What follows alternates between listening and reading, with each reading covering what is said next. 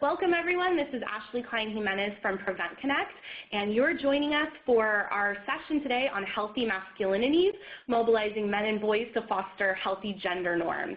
We're really excited to have you here. Prevent Connect is a national project of the California Coalition Against Sexual Assault and is sponsored by the U.S. Centers for Disease Control and Prevention. The views and information provided in Prevent Connect do not necessarily represent the official views of the United States government, CDC, or CalCASA. So as I promised, I'm going to go ahead and hand this over to our wonderful partners at Prevention Institute. So Alicia, how are you today? I'm good. It's been a while since our last web conference, so excited to be returning, especially because we have a very exciting topic around masculinities and engaging men and boys. In our last survey that we did from participants in the last web conference, close to 80% of participants said they wanted to talk about this. So we're really happy that we get to be responsive to that request. I'd also like to introduce the rest of my team here. So I have Lisa. Hi, everyone. And then web teching for us, we have Ali, and we also have Sonia in the room who is training. So we're excited to have a full room today at Prevention Institute. Just to give you a little bit of an overview on our objectives, we're going to explore what is meant by gender norms and masculinities, and we'll go into a little bit of why we're saying masculinities with an S. We'll also be discussing why engaging men and boys can help counter harmful aspects of gender norms that contribute to sexual and domestic violence. We'll be learning from local work to engage men and boys. We have our guests from Southwest Pennsylvania Says No More, and also a masculinities and violence prevention consultant. And then we'll also engage in a discussion on challenges and considerations for promoting healthy masculinities, especially in the context of patriarchal norms. So to start us off, I want to take us back to, for those of you who have returned to Prevent Connect, back in September, we had a web conference called Back to Basics, and we introduced Thrive, which is a community resilience framework and tool that helps us think about community-level prevention for a multitude of issues. So we actually applied this to sexual and domestic violence and looked at how people, place, and opportunity environments relate to sexual and domestic violence prevention. So if you'd like to learn more about this web conference, you'll see right now in the text chat, Prevention Institute has just shared that with you all. Now the reason that I just introduced Thrive is because, just to contextualize what we're talking about today, we're zooming in today on the people cluster, which is also known as the sociocultural environment. And we're specifically looking at norms and culture and how boys and men can mobilize to help shift gender norms. To back up a little, we should probably start off with defining what norms are. So they're broadly accepted behaviors to which people generally conform. They discourage certain behaviors and reward others, and they're usually taken for granted and based in culture and tradition. So one example to help illuminate this is Halloween costumes. We see often that there's strong binary differences in Halloween costumes. We see boys' costumes that portray aggression and violence, and we see a lot of girls' costumes that are hypersexualized. When we talk about gender norms, it's important to acknowledge the gender universe, and that gender is unique to you and clusters into galaxies. So women include trans women, cisgender women, queer, bi, straight, etc. And we also had a web conference last season that was all about harmful gender norms and LGBTQ partnerships and moving beyond binary and heteronormative approaches. So we'll also share that link for you there.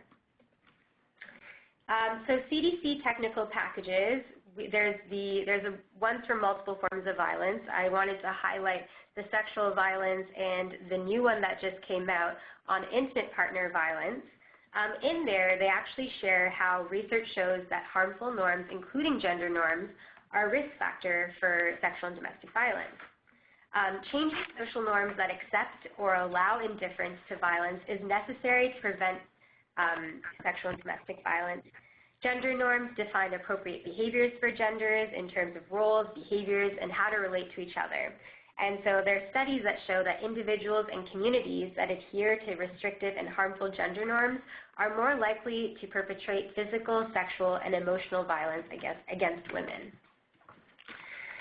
Looking at things from a more resilience or protective factor, strengths-based approaches, we can also talk about healthy norms and culture, like norms that are supportive of healthy and equitable relationships, norms supportive of nonviolence, and norms that support engagement in family matters.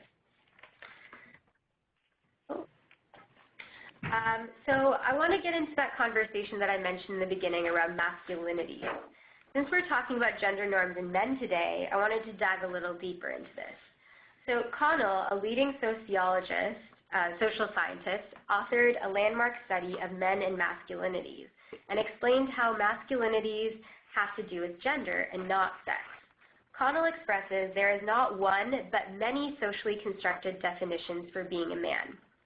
The concept of masculinities enjoins us to examine the pressures men and boys may perceive to adhere to specific versions of manhood, particularly the widespread beliefs around men as needing to be financial providers, or these norms around men should dominate women or not do domestic tasks.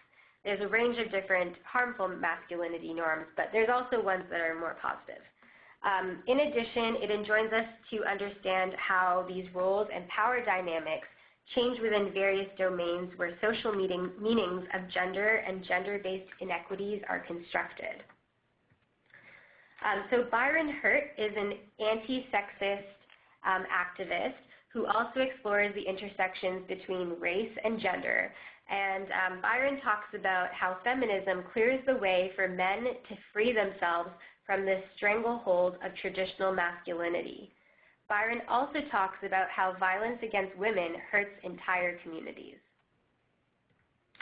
I also wanted to share this from Dawn McPherson, who says, in order to end violence, we need to have men be part of the dialogue and part of the solution. So what I'm really trying to set up here is that there's a lot of harmful gender norms around masculinities or harmful gender norms in general, and if we want to be able to change these, engaging men should be part of this conversation. So the CDC technical packages for both sexual and domestic violence have a strategy around mobilizing men and boys, and these approaches encourage men and boys to be allies in preventing sexual and domestic violence by demonstrating their role in prevention and reinforcing norms that reduce their own risk for future perpetration. They work by fostering healthy, positive norms around masculinity and gender and violence. And there's been a lot of work to recruit men from sports teams or fraternities, high schools, community-based organizations, and a range of different type social networks. And these kind of show potential for social norms to spread throughout the social networks. Some of the programs that we've seen that utilize men implementers who can serve as strong role models for healthy, positive definitions of masculinities include Coaching Boys into Men, which is a Futures Without Violence program with a strong evidence base. There's also been some local work, such as 10 Men in Rhode Island, A Call to Men, et cetera, et cetera. Yeah. Hey, Alicia, this is Lisa, and I just wanted to make the point that today we're really talking about masculinities and engaging people who identify as men and boys, and I know that part of our discussion around not subscribing to binary notions is that there are women who identify as masculine as well, and I don't know if we're going to touch on that much, but I just wanted to make that point that today's web conference really focuses on masculinities and people who identify as masculine, men and boys. Yeah, that's a great caveat there. So we also wanted to start off with a text chat. So for those of you who are already engaging in this work, how are you mobilizing men and boys in changing harmful gender norms? So if you've started to do any of this work, please use the text chat and let us know what we're doing. I'm going to start introducing our next guest, and then we'll come back to the text chat to see what's coming up for you. So I'd like to introduce Our guest from Southwest PA says no more. We have Christy. Christy, can you say hi? I want to make sure we have good sound. Hi, it's me. Great. And we also have Keandra. Hello, everyone. So Christy is Executive Director of FISA Foundation, which is a charitable grant-making foundation that's focused on improving the lives of women, girls, and people with disabilities in Southwest Pennsylvania. She's the founder of Southwest PA Says No More. And under Christy's leadership, FISA has pursued regional initiatives to end cycles of domestic and sexual violence, empower girls to reach their full potential, promote accessibility among arts and cultural organizations, and improve access to health care for people with disabilities. And then Keandra is a program manager at United Way for Southwestern Pennsylvania. She spent years focusing on providing needed services such as housing, health care, access to economic opportunities, etc., to low-income families, women at times of crisis, veterans, and unaccompanied youth. She's by training a statistician working to demonstrate key relationships between economic and political institutions and the health and well-being of those in need. And one of her passions is to provide needed support to women and girls experiencing violence, a passion that's led her to engagement with Southwest PA Says No More, where she now works to prevent gender violence before it occurs and increase awareness of important issues like sexual assault and domestic violence. So can the two of you give us a quick background on how Southwest PA Says No More came to be, and then get into a little bit of how you decided to focus some of your initiatives on engaging men and boys?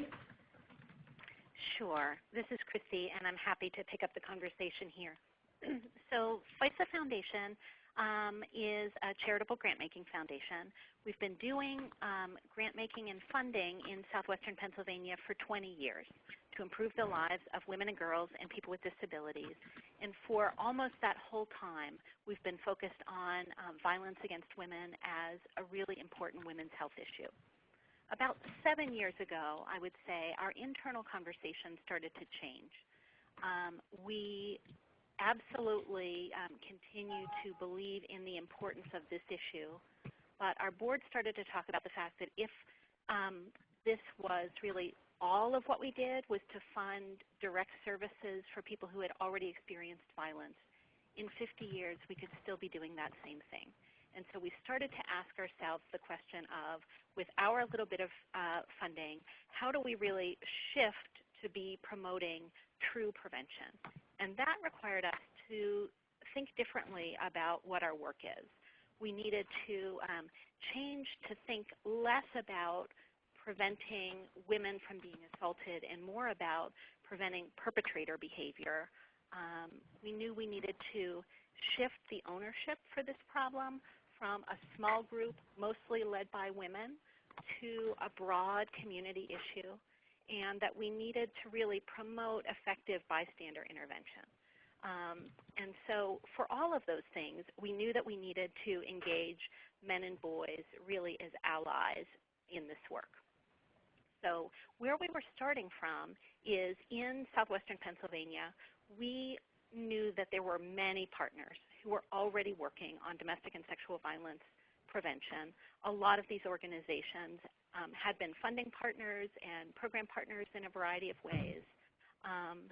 And we knew that there were lots of good elements of programming happening already in the community that were in accordance with best practices. But one of the challenges that we saw is that to the community, this is really what they saw, which was very fragmented programs and services, and it was much harder for the community to see and understand the ways that these were all sort of parts of the whole. And so we knew that if we wanted to scale up prevention in an effective way, we needed to be able to direct the community to really think about the whole picture of prevention. And so we worked with the Heinz Endowments, which is another local philanthropy, and the United Way about developing Southwest PA Says No More, built on the No More brand, but with our own content. You can find our website easily through Google. And our goal was to showcase all of the great programming that already existed and to fill some of the gaps. So thinking about the gaps, Jackson Katz spoke at one of our very earliest events, and one of the things that he said that really stuck with me very deeply is that we will never be able to scale up victim service agencies to the scale needed to promote culture change, that there were not the resources available to do it by building new infrastructure to scale. So we needed to continue to support those organizations, but also to recruit champions across systems and get them to build prevention into their work, whether as employers or as pro sports, athletic leaders, schools, the courts, all of those kind of things. And if we wanted to really work on system change, it's very hard to work grassroots up to get to institutional engagement. And so that was where our partnership with the United Way came in, and we'll come back to that in a minute. For us, this also meant a real shift in starting to build new relationships. So at FISA Foundation, we had been funding women and girls issues for a long time. We didn't even know who the men and boys people were, and so spent better than a year really having a lot of coffee conversations with people who were working with men, promoting engaged fatherhood, working on mentoring with boys. And what we heard over that time is that many of them saw these issues as central to their work and issues that deeply affected the boys that they were working with. They were doing their best to promote respect as a concept, but they really needed our help to take it to the next level. So I think that's what I want to say in terms of the background. No, that's really helpful. Thanks, Christy. So I'd like to check back in with the text chat to see how you're all starting to engage men and boys, and then we'll come back to Christy and Keandra to share more about their work. Sure. So, Alicia, some of the things that I saw, it seems that many people are using curriculum that is really targeted towards boys and men. So folks are using Coaching Boys into Men, but others are addressing norms and masculinity through other curriculum. I also saw some discussion around working with fraternities and examples of folks involved in community-based groups that involve men. Great. Anything else from anyone? No. All right. Christy and Keandra, I know that you've been working on Coaching Boys into Men a little bit, and I'm wondering if you can share a little bit about what that is and what's specific to sexual and domestic violence prevention within the programming compared to maybe other programs that work with students about respect, bullying, etc. Great. This is Christy. I'll start with talking about what Coaching Boys into Men is, and then Keandra can pick up with talking about how we're working really to scale this. So it sounds like many people are already familiar with Coaching Boys into Men, but for those who aren't, it's a sexual assault prevention program that was developed by Futures Without Violence to target high school athletic coaches and high school athletes as the point of change. I think this focus was chosen for a couple of reasons. One is to go back to the initial conversation about gender norms.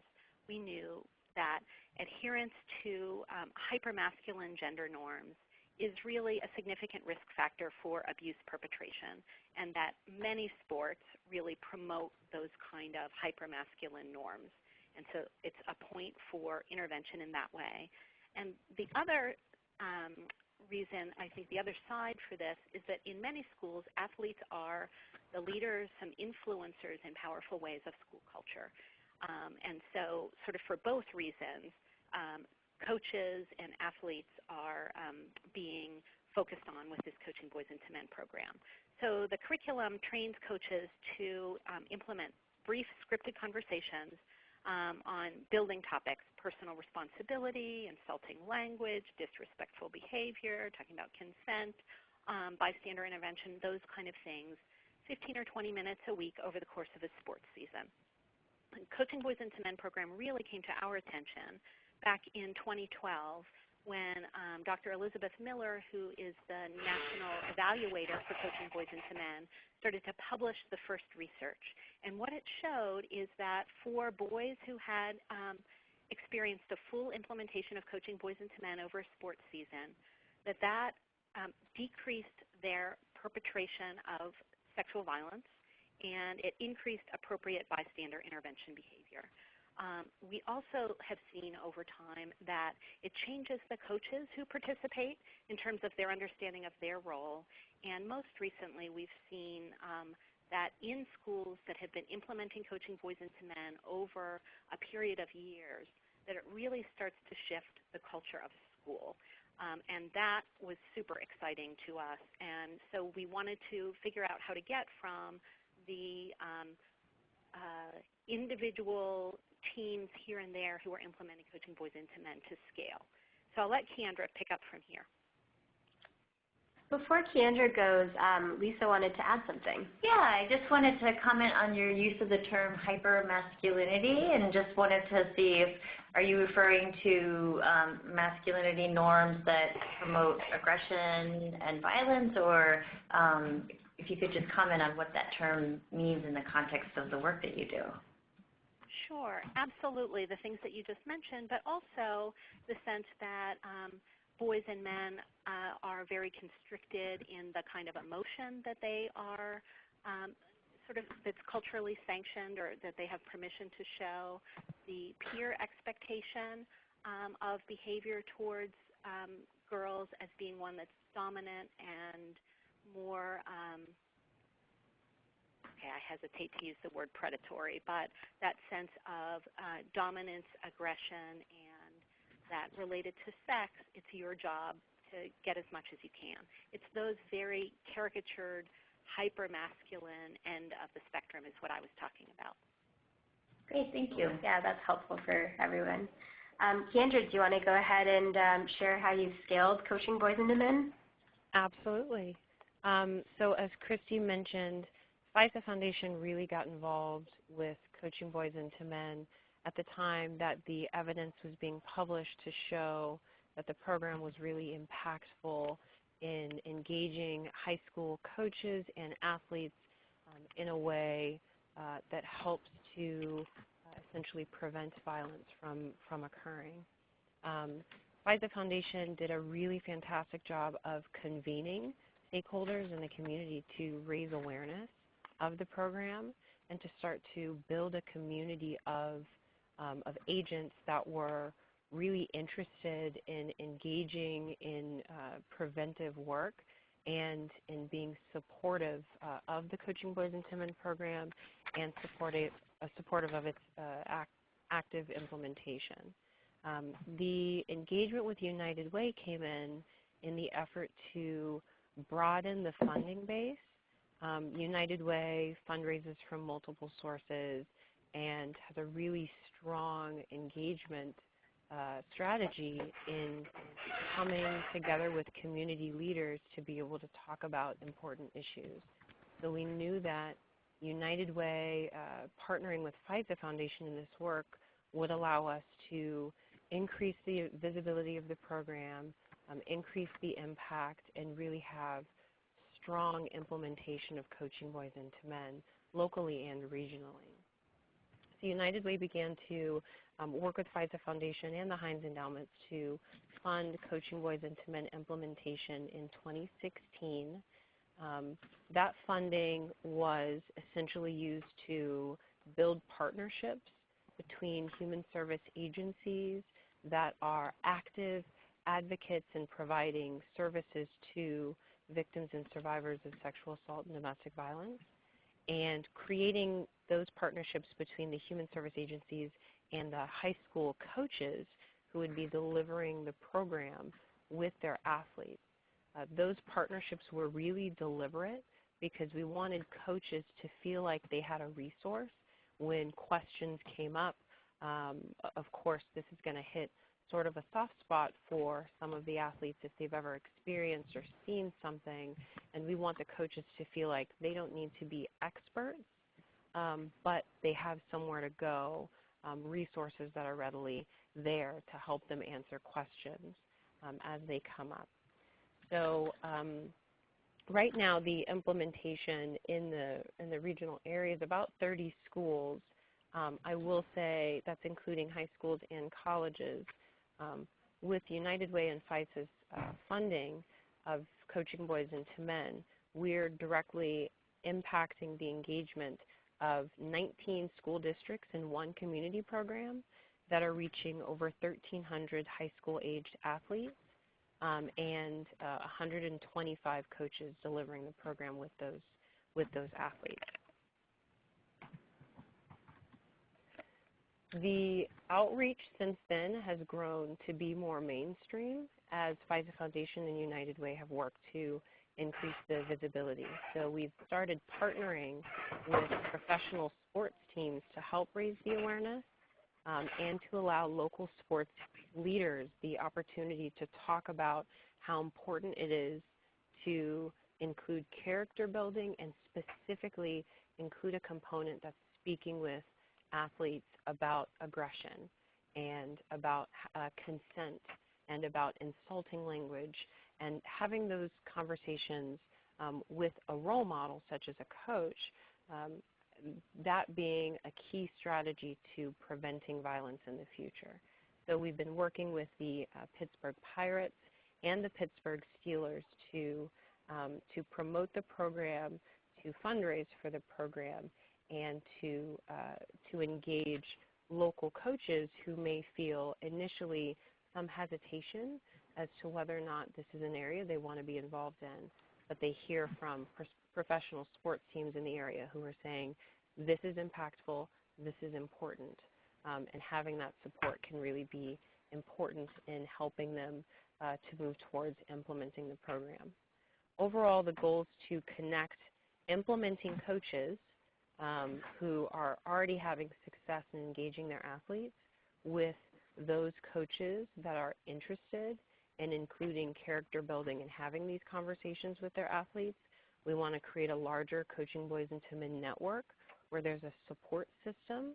We're able to provide the Coaching Boys into Men curriculum as well as human service agencies that can serve as resources, coaches that are implementing, and local professional sports teams that are all sort of coming together to provide that guidance and to make sure that these conversations are taking place at such a pivotal moment in these boys and young men's lives. Thanks, Keandra. That's really impressive. I'm really enjoying hearing about how FISA and United Way are really working together to make this sustainable and creating those networks between coaches, and also thinking about how mainstream athletes like from the Pirates and the Steelers influence norms and what their role is in all of this. So it's great to hear how you're working at different levels with your Coaching Boys into Men work. To shift gears a little bit, can you tell us about what else you've been doing to engage men and boys and change harmful gender norms? Sure. One of the things that we're working on right now is the Father's Day pledge to end gender violence. So if you're interested in looking sort of in real time, it's on our website, southwestpasaysnomore.org. You can get more of the in-depth about it. Research shows that many men, as well as women, believe these issues are really important and are willing to take some kind of action. But the first steps need to be small and concrete as well as meaningful. And once we encourage people to take their first steps, then it's up to us as the advocates to encourage them to take their next step and their next step and their next step. So when we were starting Southwest PA Says No More, we borrowed the idea for the Father's Day Pledge from Quentin Wolcott at Connect in New York City. He's been running a Father's Day Pledge for some years and continues to do so now.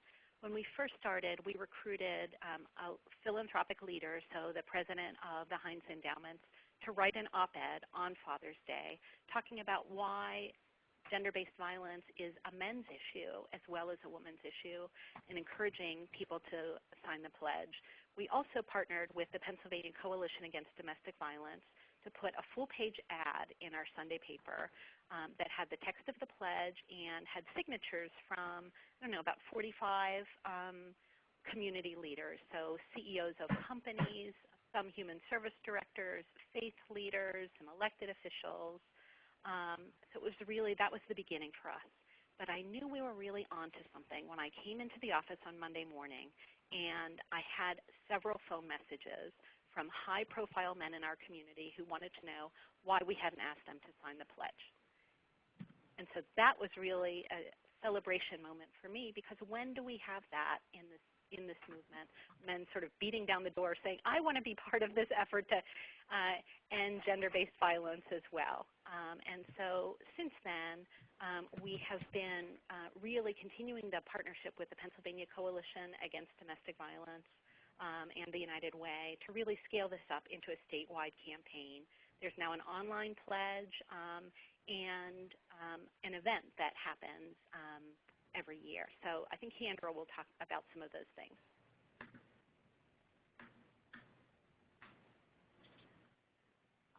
Thanks, Christy. So as Christy mentioned, we are really looking to engage with those male leaders in the community who have expressed interest and maybe haven't felt that they have a space to be able to talk about the important issues of sexual assault and domestic violence. And so United Way has hosted a couple of corporate leadership breakfasts where we're able to bring in CEOs and sort of the high-standing staff at local businesses and corporations who represent, in some cases, tens of thousands of employees, and in some cases, at this last corporate leadership breakfast, hundreds of thousands of employees, and talk with them about their unique ability to influence culture and to strengthen engagement within the community, to have these conversations and look at how each individual has an ability to engage with youth and engage with their personal network to help prevent violence. But beyond that, for those leaders, they have an ability to work either in their business spaces, connecting with their larger networks of potential fundraisers or folks that could be really interested in applying themselves to be able to address this issue, and giving them the tools they need to be able to do that. So this is really a way for men to invite other men to be a part of the movement and leveraging those relationships to build a larger network and increase awareness. And I think we've done a really great job of engaging some of the local leaders, the mayor, the senior executive for healthcare. We've even had the chancellor at a local university, the University of Pittsburgh, and others who have been really deliberate and really supportive in sharing direct and personal messaging with their network and their community, saying, I, as a caring community member, I, as a father, support this effort. Here's what I do to support this effort, and here's why I think it should be important to you as well. Thanks, Keandra. So I want to turn us over to another text chat question, and then we'll pose the same question to Christy and Keandra. So for our audience members, where do you see opportunities to have conversations outside of the traditional chorus when it comes to conversations around engaging men and boys? So I know that Southwest PA Says No More has done a fantastic job of convening leaders in the community who really have clout. So Christy and Keandra, I'd love to hear more from you about who some of your critical partners have been as you've been engaging in this work. And audience members, please feel free to share in the text chat what opportunities you see to reach people that are outside of the traditional course. So while everyone's text chatting, Christy, if you want to start us off, I think you're the one who's going to start us. Yep. So when we were starting this work, we knew that we wanted to certainly continue deep partnerships with our domestic violence and rape crisis partners locally and regionally, but we really needed to get outside of the choir of people who were already doing this work. And so we approached the United Way very intentionally for a couple of reasons. One is that we know that the United Way is really perceived as the champion of really important community-wide issues, and that could refocus focus, I guess, the community attention on domestic violence and sexual assault, which is, unfortunately still too often portrayed as more of a fringe issue, discounted as a quote-unquote women's issue, that if the United Way was championing that, it really repositions it as a community issue. The second reason that the United Way was originally a partner and has been fabulous to us is that they've been able to really leverage all of the existing relationships that they have with corporate leaders, university leaders, human service leaders in a much broader way.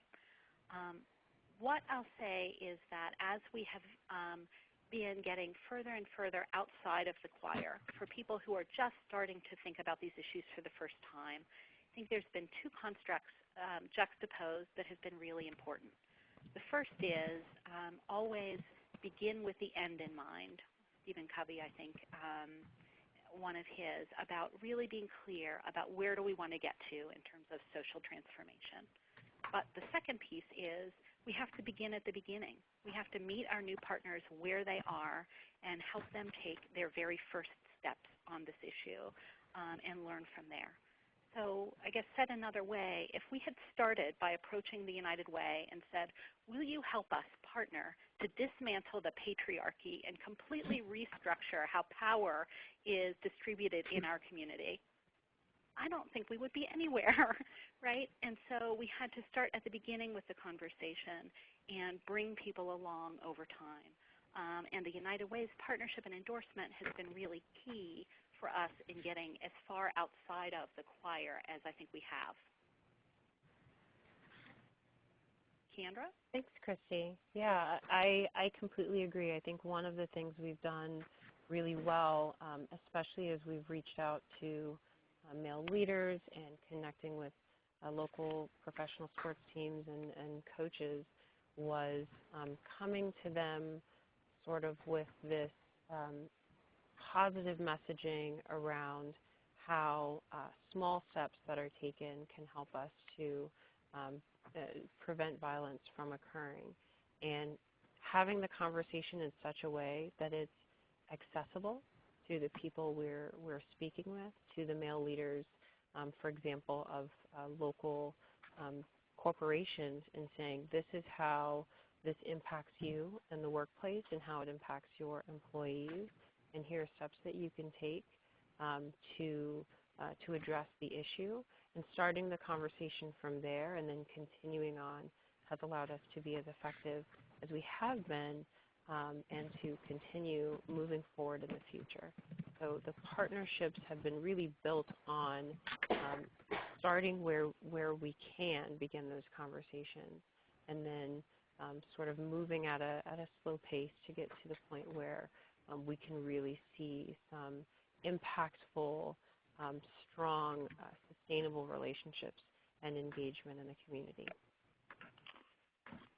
Thanks.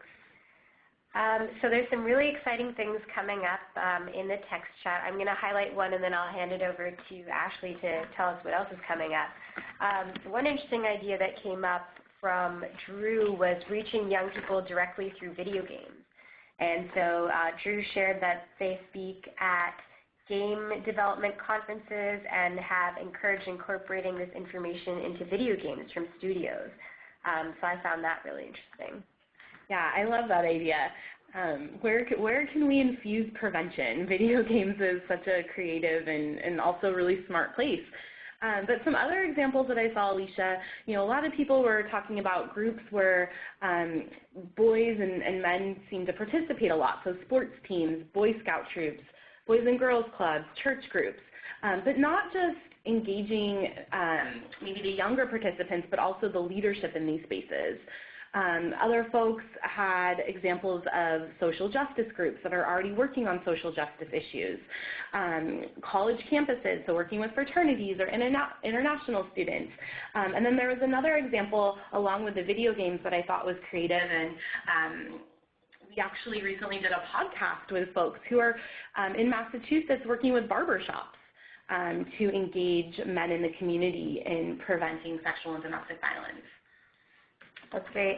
One other one that came up, which is similar to the video game one, was through the use of music production. And I've heard about this being used for violence prevention in general with lyrics, and then also with like television shows and sexual health and safety. I've seen that being done before. So I think that's a really great way of changing societal norms beyond even just communities.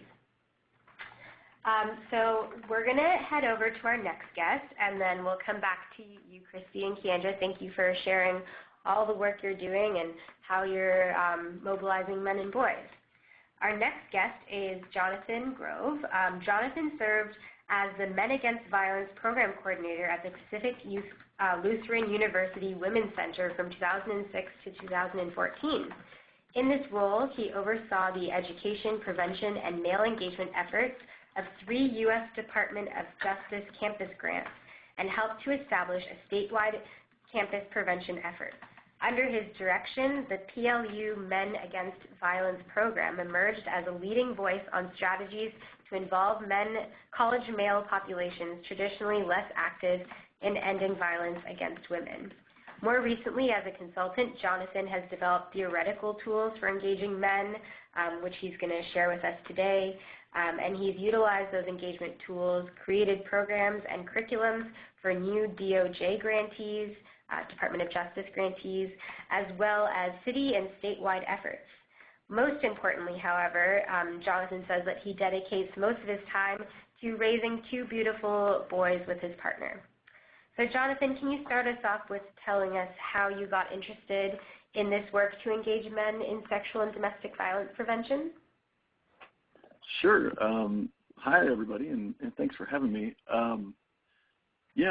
So when I first got involved in doing the work, I was an undergrad about 15 years ago, and I described this sort of beginning phase, if you will, as sort of a miraculous accident. You've got pictures there in front of you.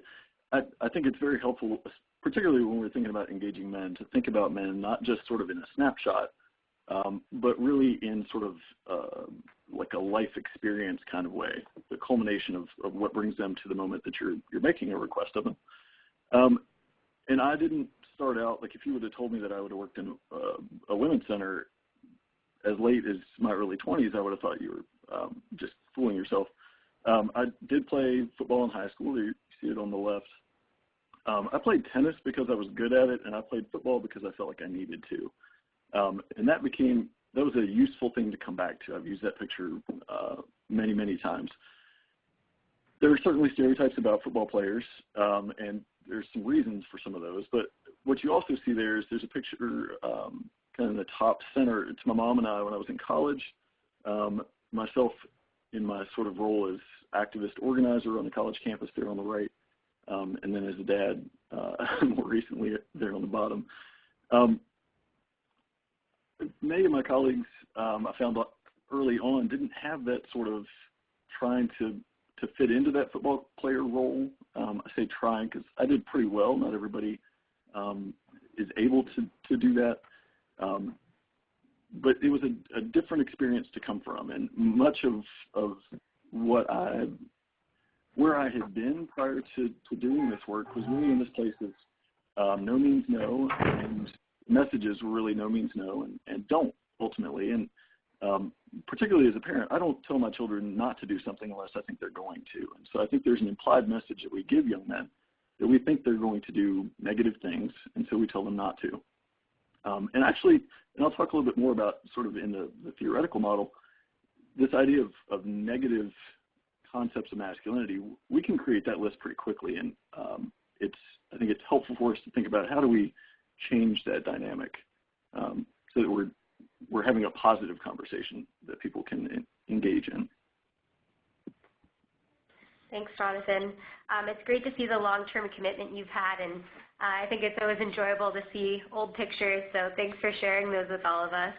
Now, I know that I mentioned in the beginning that you have developed a framework for engaging men, and wondering if you can share a little bit about that with us. Absolutely. So when I was doing this work at PLU, I pretty quickly got frustrated with what I had done as an undergrad, which is you get the feminist, social justice-y guys together, and we talk about what it's like to aspire to be male feminists, right? And those are deep and wonderful and powerful conversations that really need to be had. But getting 6 to 12 guys together for that conversation felt like an accomplishment, and it was, but it certainly wasn't going to change things. And so I got very curious about, on this, you see there on the right, on a good day, we sort of capture some guys who are already invested at some level. So they're either aware or maybe they're even activists, somewhere in between. But there's sort of this average Joe population, if you will, the majority of men, who see these issues as women's issues. And again, I think there's been some messaging to support that notion, that what we need is for you just not to do that, and we'll take it from here, sort of. But I really got interested in how do we get this population to follow along a journey that kind of looks like the one that I just showed you in pictures, right? So there's a football player on the left and activist on the right. How do we make this something that's more intentional, that we can replicate? So as I was doing that, I came across the work of Keith Edwards, and he did some graduate work looking at aspiring ally identity development. And he looked at and sort of identified some places that people move through, sort of phases, if you will, in their development as an ally. And there are these sort of 3 categories here, and this is very much summarized from his work. But there's sort of the self-interest place, the altruism, and social justice. And self-interest, they're really connected to one person. That's why they're coming out. For me, it was Take Back the Night because my best friend asked me to come. I had no idea really what it was, other than I didn't feel like I was welcome.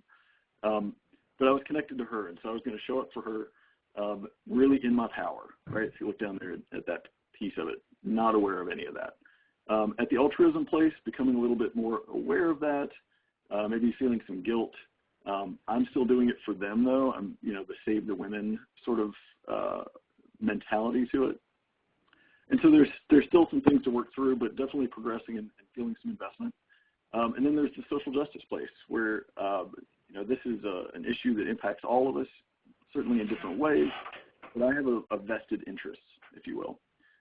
And so this was one of my early sort of theoretical tools to think about how do we get this large group of men more involved in doing the work.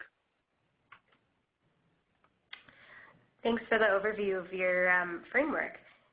Now that we have that kind of as our basis, can you tell us a little bit about what the work has looked like on the ground and how you've been trying to change gender norms to promote healthy masculinities? Definitely.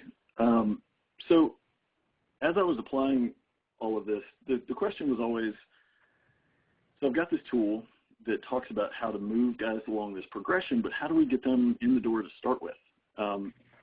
And, this was a constant practice and innovation sort of thing.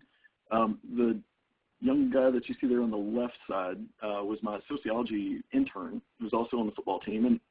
And at a certain point, he and I were having these conversations, and we just sort of stopped kind of what we were doing and really kind of went back to basics and thought about what is it the guys are showing up for voluntarily in large numbers.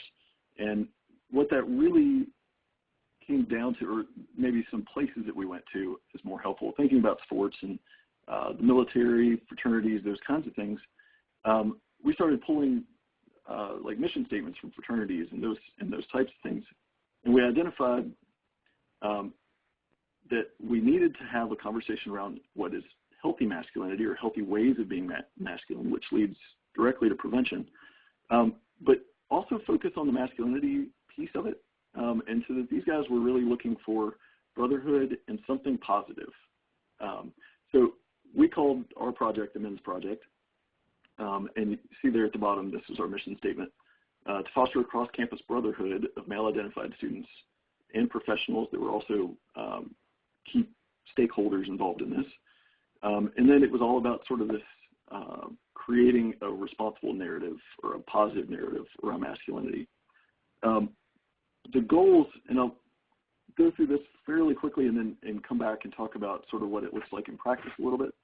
But the overall goals are basically to know what this healthy masculinity looks like, basically, to identify what that is, again, as a counter-narrative to the negative stuff that's out there, and then create some language for that so that they could talk about that.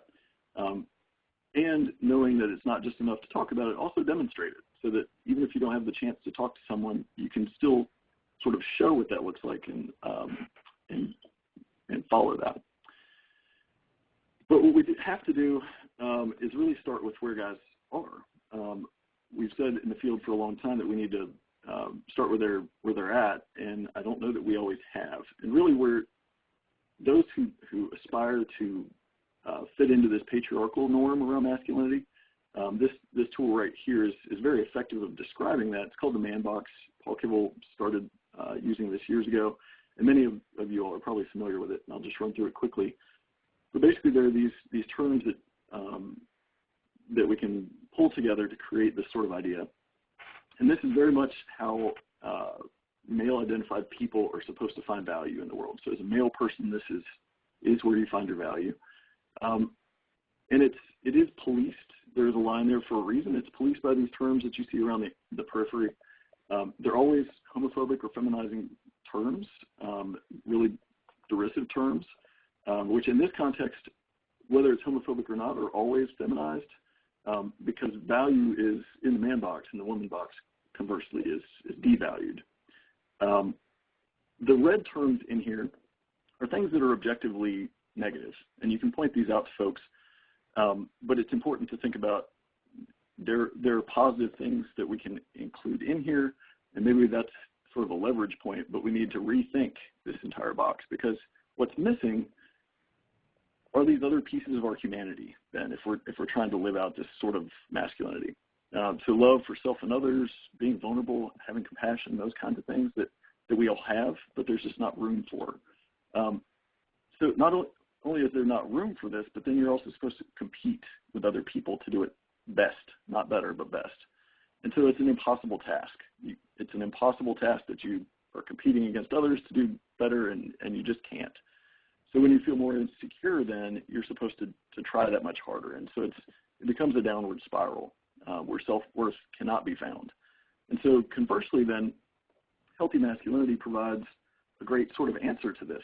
And it also is a great way of saying patriarchy, we all pay a price for patriarchy. Men pay one it's not the same, but there is still a vested interest here, and we need to be thinking about that.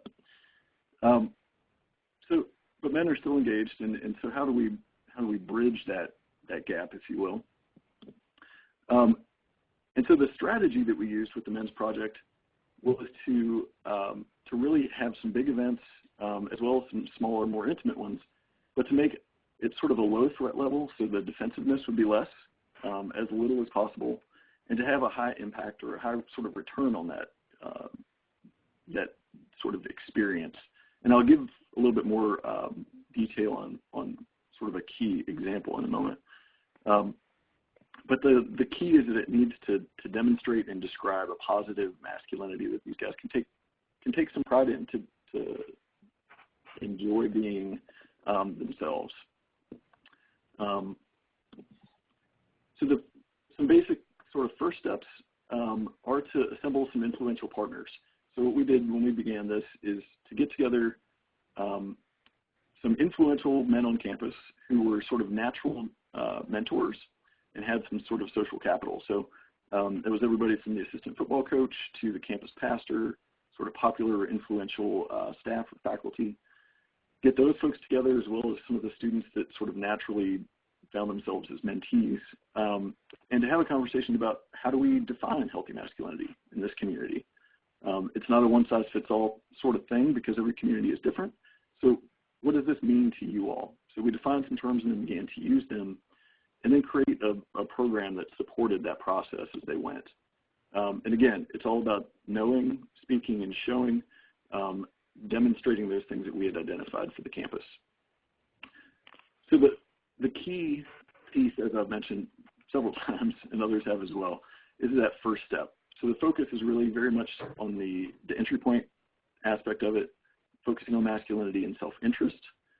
Again, where they're at in their life experience, not sort of who they are necessarily in a snapshot now, but in an intersectional way, understanding that, and avoiding barriers.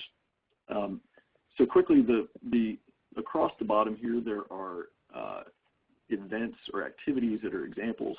But the Mother's Day brunch there on the right is sort of a key one, and very briefly I've written about, and it's in the resources later on.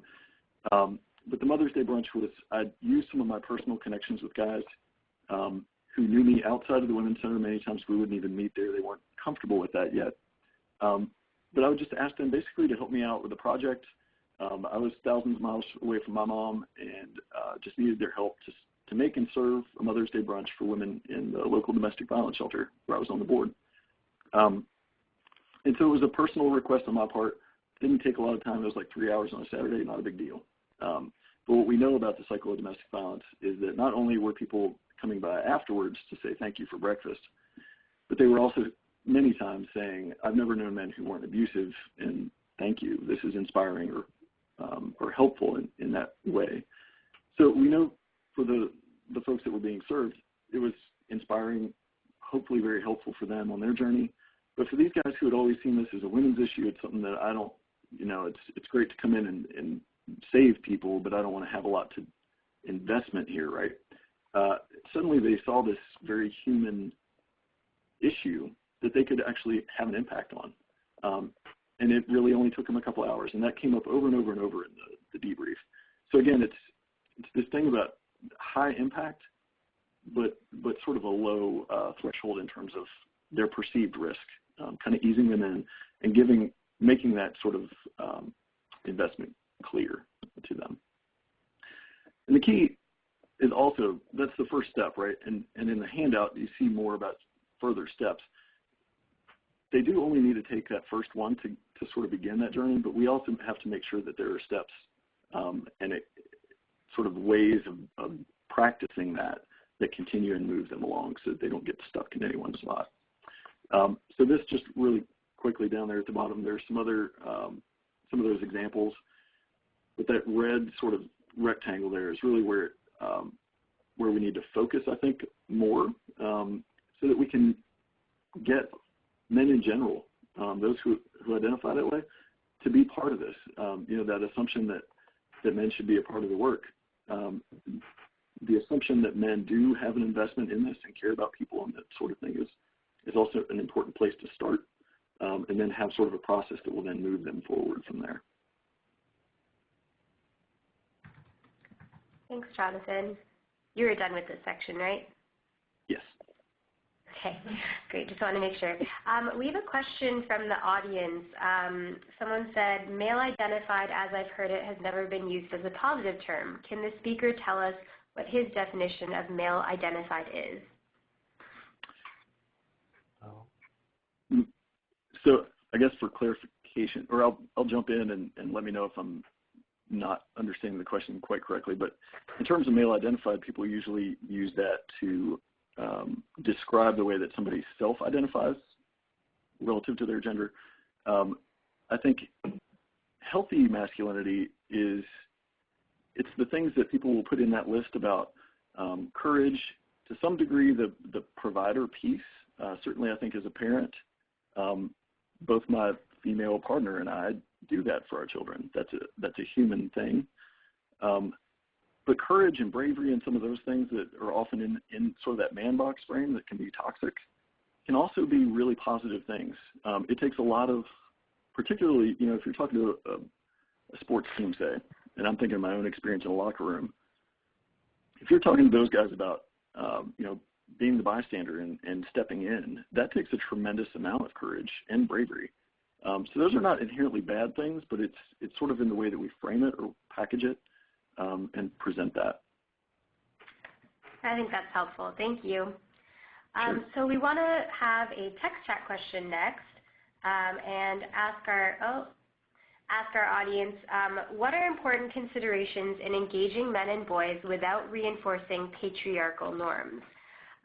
So I know that one of the examples that we've talked about in the past is the notion of promoting men as leaders for doing nothing, or how that might reinforce harmful norms by putting men in these leadership positions when it comes to prevention of sexual and domestic violence. So while the audience is writing out their responses to that in the text chat. Can you also share with us, Jonathan, what challenges there are in promoting healthy masculinities? Yeah, definitely. I think probably the key one is, to my mind, is accountability, which I'll come to second, actually. But I think the first one is actually this idea about intersectionality as a checklist, because I think that it reduces our effectiveness when we get to accountability. What I mean by that is if we think about people in terms of, we can categorize them based on their race, their gender, their sexuality, class, et cetera, we're missing the dynamic nature of being human, and particularly the way that we've experienced systems of oppression. So if we're going to talk to somebody about their experience in a way that means anything to them, then we really have to understand that experience. And a checklist is never going to accomplish that. So we need to be thinking, as you see there on the right, more in terms of how are these systems of oppression, so white supremacy and the racism, the violence of that supports it. Same is true of heteropatriarchy and sexism, capitalism and classism. How are they experiencing these things, and then how do we relate to one another? It's not as simple as just sort of going down this checklist. But if we have that sort of framework in mind, and we're assuming that all of that's always present, I think the primary sort of challenges are around accountability. How do we cultivate and practice humility and encourage the guys who are wanting to do this work to lead, but lead in a way that is a practice of humility, that's about learning and being taught and led as well. And I think that next one, being constantly aware of how they're read in the space that they're taking up. I don't know that I can overstate how important that is. And I think that's true for all of us as we're invested in social justice efforts, no matter what they are. Understanding who we are in that space.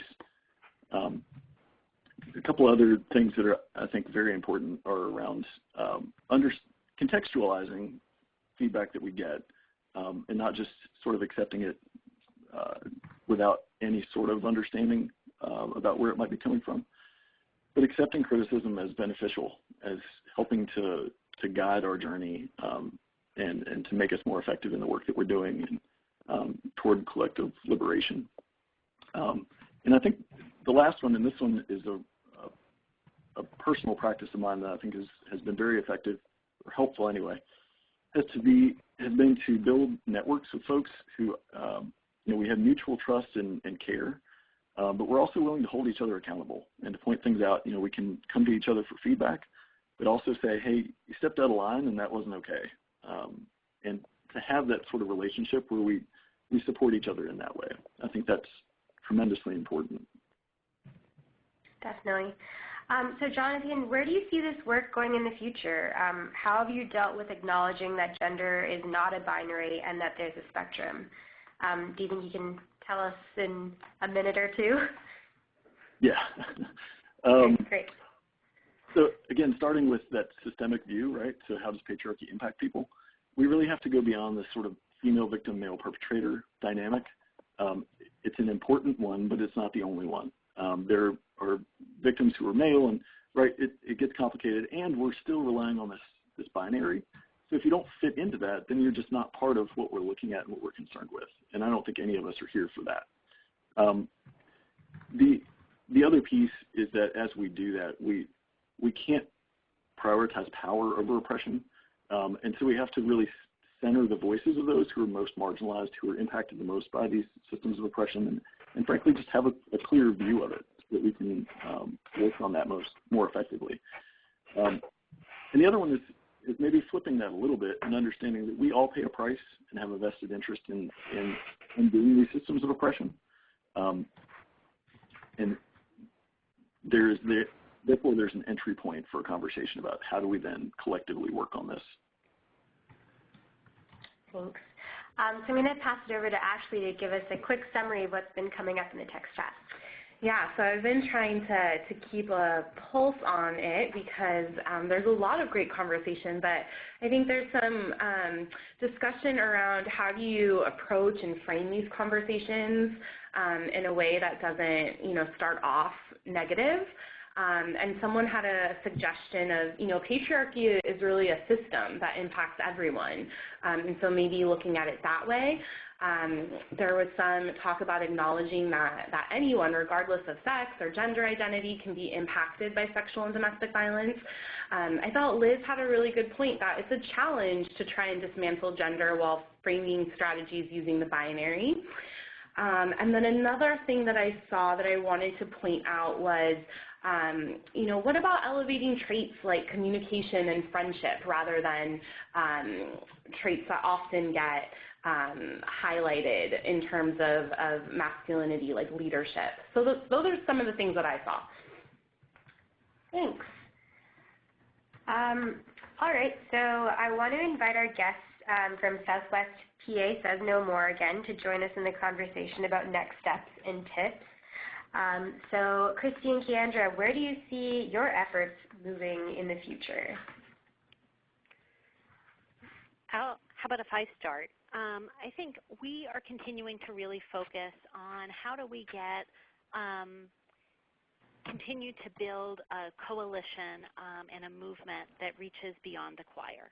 And so our focus remains on helping community leaders, especially male community leaders, see their role and own it. And so I feel like we needed in our initial outreach to start with pretty simple messages. So 3 of our simple messages were domestic and sexual violence are not women's issues, they're community issues. Another one is that these crimes are preventable. There's nothing inevitable about gender-based violence. And the third is that there are meaningful actions that we can all take to support prevention. And so now we're 2 years in. We have some brand recognition. We hear community leaders who are wearing their No More pins and speaking appropriately and on message about what it is that we're trying to do. And so some of our next steps are that it's time to add some of the nuance into our messages. And so beginning to talk about things like gender and that domestic and sexual violence are more than men's crimes against women. I think also for us is really looking at the intersections with race and racism and with disability. And so even starting with the Father's Day Pledge this year, we'll be adding some more nuances to that. I feel like we also will be looking at expanding the list of very concrete next step things that individuals can do and that leaders can do from their position of privilege and authority. And we'll also be moving into more of how do we have a policy agenda that really centers prevention? What would that look like in our community? So those are some of our next steps. Thanks, Christy. We had some questions come up a little bit earlier on, and I'm wondering if there's a way for you to address them quickly right now. One of them was around how do you avoid defensiveness on the part of men who might feel you are targeting them as potential abusers? So that's the first question. And the other one is around there was someone who's really interested in what your conversations with, I think it was with the corporate leaders and some of the community members. They're really interested in what those conversations really looked like and kind of where you started and what topics you started to engage them with initially. Mm-hmm. I'd be happy to start with the defensiveness question.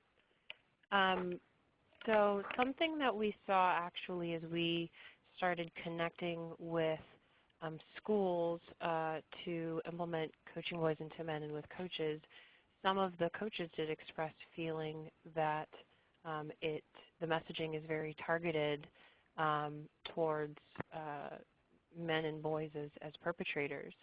And so the way that we started to frame the conversation was around, well, one, character building and having conversations about consent and insulting language, and all of those things are really important to have with young people in general, male, female. It's so important to be able to connect with young people on those messages. Parents are teaching their children how to drive and how to deal with conflict and a number of other things. So this is something else that needs to be addressed. And then another portion of the conversation was talking about how this program gives the young men who are the athletes in these schools the position, or excuse me, the tools they need to position themselves as role models for other people in school culture. So we were recognizing that in many cases what we're seeing in local high schools is that the young men in sports are sort of popular, and they have a large connect in terms of their school and peer network. So being able to help them to understand healthy relationships allows them to model those same behaviors for other people, thus changing school culture. So we changed the messaging from being we're looking at engaging with high school age male athletes because of their potential to perpetrate violence, and instead talked about how important it was to have these conversations with young people overall, and how it positions these same individuals to be the ones who are leading others, their peers in their age group, to be great examples of healthy relationships.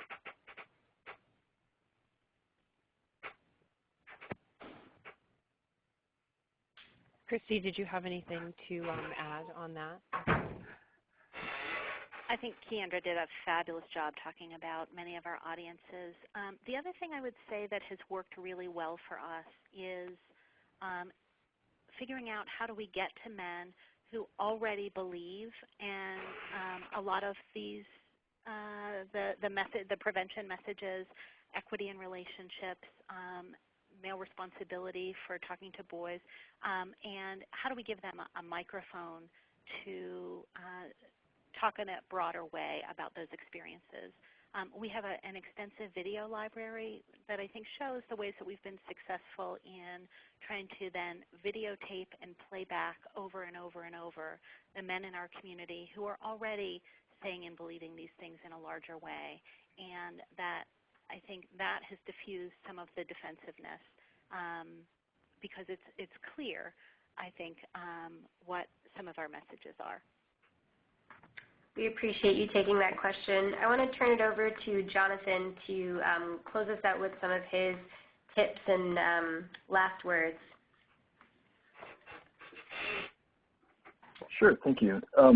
So my tips are kind of reiterating some things that I talked about earlier, but rethinking and recentering how we do the work and thinking about how patriarchy affects people. I think there was a question in the text chat about some of the relying on the binary and some of the norms around masculinity, and really that sort of man box concept, that's something that we are all familiar with, and those of us who fit into those male spaces or find ourselves in those spaces is a better way to put that. We're very familiar with that. That's how you're judged and where value comes from. So using that as sort of the understanding that experience and speaking to that, I think, is really a key piece. And being intersectional, which kind of goes along with that, to understand that the image there is, if we're missing a piece, we're just not going to be as effective. So understanding what we're navigating and trying to see as much as possible and learning from those who are impacted the most is the way to be most effective at that sort of work, and hearing those voices and centering those. I think those are key. Thank you all for the work that you're doing as well. It's not exactly a tip, but none of us can do it alone, and I think collectively it's that much more fun and effective to do it. So thank you all for everything that you do. Great. So we'll hand it over to Southwest PA Says No More to share your tips. Yeah, I will take that one. So first, I just want to say the time is really, what we've seen is that the time is really right to be able to thoughtfully engage boys and men. I think we've touched on it a number of times in this conversation today, but it's really important to look outside of the traditional choir for new partners and for folks that are going to be supportive of the work that's taking place, and taking active steps in their own lives to be able to move this work forward. And as Christy and I both mentioned, in engaging lots of different stakeholders and different types of partners is just so key in broadening the network for this work. And in doing that, we're able to build champions who really can use their voice, their position in their network to be able to increase the visibility of the issues and to really start community conversations. And as you're building champions, I think it's really important to do so by starting with baby steps and then moving towards greater complexity over time so that you can reach those long-term goals, but so that you can effectively engage those future champions in the first place. Also wanting to be open to shifting engagement. We've learned a lot from those community partners that we've been engaging with, and to Jonathan's point, I think it's so important to continue learning and continue asking yourself those questions that are going to help you to have stronger engagement with different community members that maybe currently aren't engaging in the same way, or are hesitant, or don't have the same understanding of the issues. You want to understand that and build that complexity into the work of the movement. And then also the partnerships really have to be strategic. Partners need to recognize the opportunities and limitations of their engagement. In this particular context, I know that FISA Foundation and United Way, we've worked together in such a way that when there's a certain issue at hand, we'll have honest and open conversations about where United Way should be engaging or where FISA should be in the front, so that we can do as much as we can to drive the movement as effectively as possible. Thank you so much, Keandra. So we just wanted to pose one last question before we share some quick resources and close out our time with you all today. But Caitlin had a question for our guests about thoughts around women-identified staff doing work to engage men and boys. What are your thoughts around that? Do you think it matters if this message is coming from folks who identify as women? Because if we're trying to not play into the patriarchy, that would seem like an appropriate path to take. But what are your thoughts around that? And this is for any of our guests. Anyone want to take that one? I can speak on it a bit. This is Keandra. Sure. I think one of the things that I've learned in doing this work is that in working with FISA Foundation, who'd already begun to convene community members, we had a really strong framework to build off of, because we had different people of different identities all engaging in the conversation from the start. And I think that is so key. What I would not like to see happen in any case is to have sort of one set of identities or one identity sort of leading the effort without having really deliberate conversations and bringing in leadership with others, so that you can actually reach more people in a way that is impactful. I think that's key in any movement in any area. And so we've been really lucky on United Ways, and we've been really lucky that FISA Foundation had already been doing that work from the start.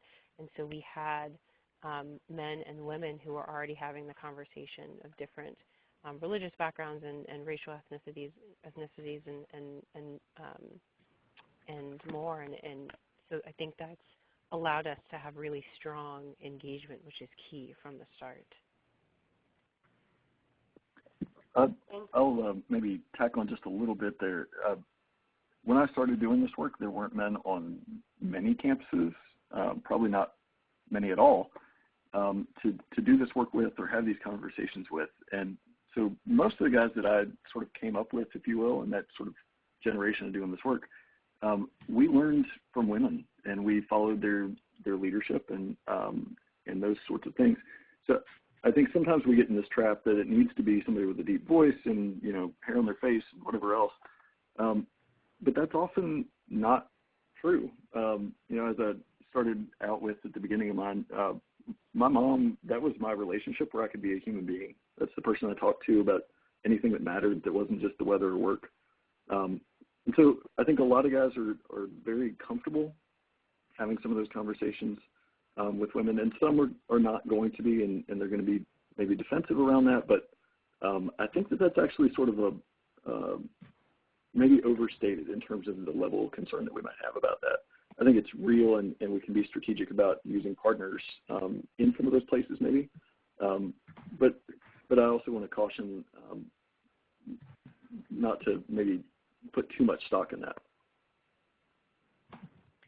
And can I just add, in balance, this is Christy, I think some of our very beginning steps were most effective when we carved out very specifically male spaces on this issue. So when we brought in Jackson Katz, it was a Man Up men's leadership program for men, by men, and really led by men. And we had more than 200 people come, and it was 80% men. And that was the first time that I was ever in a space on this topic that was not almost all women. And so I think there's a place for both, and that it's about building from the beginning to a place where it's men and women working together on this issue.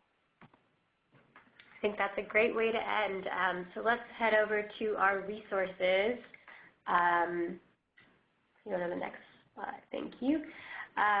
So we wanted to share some resources with you. Jonathan has included his email address here and a link which we can also share in the text chat with access to the framework that was shared. There's also the handout that Jonathan has shared with all of you to access some of his content. Also, Jonathan recommends checking out these two resources, The Will to Change Men, Masculinity, and Love by Bell Hooks, and also Report from the Bahamas by June Jordan. And then from Southwest PA Says No More, we have Christy and Keandra's email addresses here, and definitely check out their website as well, southwestpasaysnosmore.org. And we also just wanted to remind you that Prevent Connect did do a 3-part series on coaching boys into men, so we can link that for you to check out. And again, the technical packages, which have a strategy around mobilizing men and boys, the intimate partner violence one just came out, I believe, this past month. Wonderful. Thank you all so much for joining us on this Wednesday. If you are heading to the National Sexual Assault Conference next week, Prevent Connect will be there, and we'd love to connect with you in person, so stop by and visit our booth. Otherwise, we hope to see you on our next web conference next month, June 28th, and we hope that you have a wonderful rest of your day. Thank you to all of our guests, and thank you to Prevention Institute. Take care, everyone. Bye. Thank you. Bye.